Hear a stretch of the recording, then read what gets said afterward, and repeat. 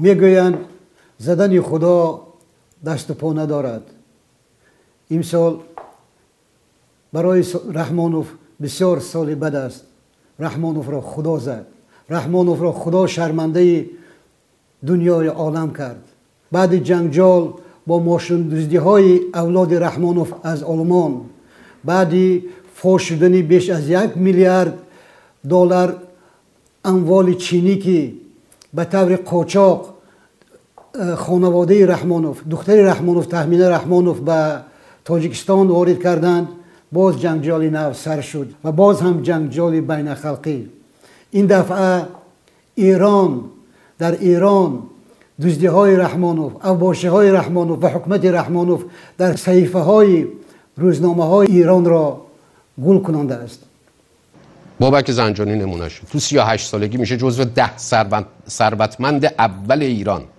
بابک زنجانی تاجری که تعداد شرکت‌ها و میزان مبادلات پولیش در داخل و خارج ایران سر به فلک می‌کشد. اسم بابک زنجانی از اینجا وارد دعوا شد. آقای ز همان بابک زنجانی است. این دفعه رحمانوف در تمام دنیا باز یک بار دیگر شرمنده شد. سخن ما امروز از دوستی تاجر ایرانی بابک زنجانی با امام علی رحمانوف می رود. مینداری خود را به رهبریت شرکت های دوست و برادر ما چه از جمهوری اسلامی ایران و چه از جمهوری ترکیه بیان کردنی هستند. مردم تاجیکستان خوب یاد دارند که چطور بابک زنجانی چندی پیش همراه رحمانوف می رقصید، همراه رحمانوف در مجلس ها، در جمعیت ها می نشست و مهمان عزیز خانواده رحمانوف بود.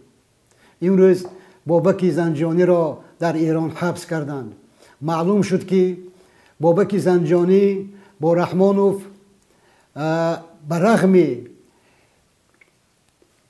برغم آنکه کشورهای غربی بانک بابک زنجانی را تحت تحریم قرار داده بودند، پول زیادی را به واسطه این بانک از تاجیکستان به ایران میفرستاد.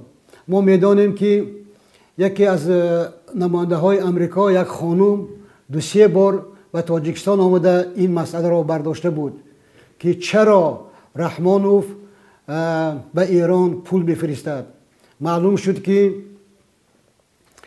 توسط بانک های تاجیکستان بابک زنجانی به ایران پول نقد میفرستاد، میلیاردها دلار. و یک زمان طیاره های خالی دوشنبه مشهد و دوشنبه تهران میگویند که همیشه به اونجا تانه دلار و یورو میبردند و این به ضد تمام قانونهای بین الخلقی و این به ضد تمام مقدسات انسانی اسلامی بود. زیرا رحمانوف از هر یک عملیاتی که بابک زنجانی میگذراند برای خودش پول میگرفت و امروز که بابک زنجانی در محبس است و او عرض کرده است که بیشتر از 2 میلیارد دلار امریکایی در تاجیکستان دارد، حکومت تاجیکستان رحمانوف از این دست میکشند و میگویند که این 2 میلیارد در تاجیکستان است. یعنی این چی؟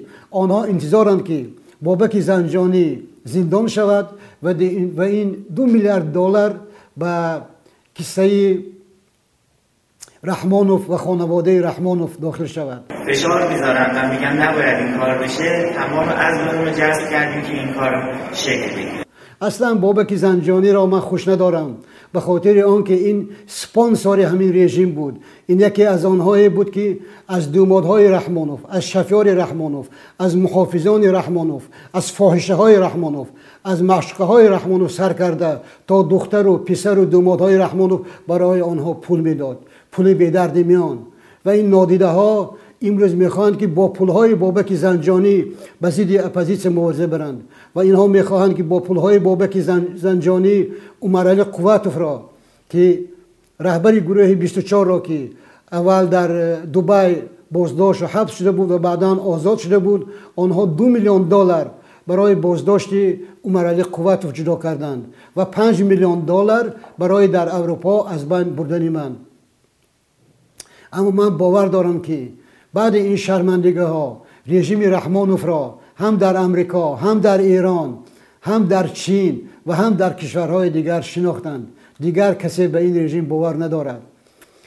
من امیدوارم که سال 2014 این سال نو، سال انتهای حکومت رحمانوف می شود و این شرمندگی ها اگر یک پرزیدنت دیگر باشد، یک آدم دیگر باشد، حتما خود را به دار می آورد، به دار بلند. اما این بیناموس باز فربه می شود. اما این بیناموس باز پسر خودش را راهبری خدمات گمرک می کند. اما این بیناموسی کثیفی خبیث تمام خویش تبارش را به وظیفه های نو، به تجارت های نو تعیین می نماید. این اولاد رهزن، این اولاد گدازاده اصلا چشمش سیری ندارد. حتی ببینید میلیاردهای از چین، از ایران، از امریکا می دوزدند، باز دست به جیب مردم عادی می زنند. در همین شب و روزی که کودکان تاجیک از خنکی می لرزند، در همین شب و روزی که بیمارخانه ها حتی گرمی ندارند، اینها برق را به افغانستان می فروشند، برق شما را به افغانستان می فروشند. و خودتان شاهد هستید که چند روز پیش به یک تاجر ورزیده تاجیکستان، زید سعیدوف، 26 سال حکم حبس دادند. چرا اینها زید را حبس کردند؟ اینها میخواستند که مال و ملک زید را بگیرند. برای همین امروز در عائله رحمانوف بین کیلون و دومادها، بین خشتبارا، بین من نمیدونم راننده های و حتی محافظانش مثل سگ می جنگند که کدام مهمانخانه زید را گیرند، کدام خانه زید را گیرند، کدام بیزنس زید به کی میرسد. این است رژیم رحمانوف. لیکن من باوری دارم که سال 2014 انشاءالله باید برای رحمانوف سال آخرین باشد، زیرا تمام جامعه جهانی دید و فهمید که این رژیم چه رژیمی است و خود مردم تاجیکستان هم دیگر فهمیدند بعد انتخابات،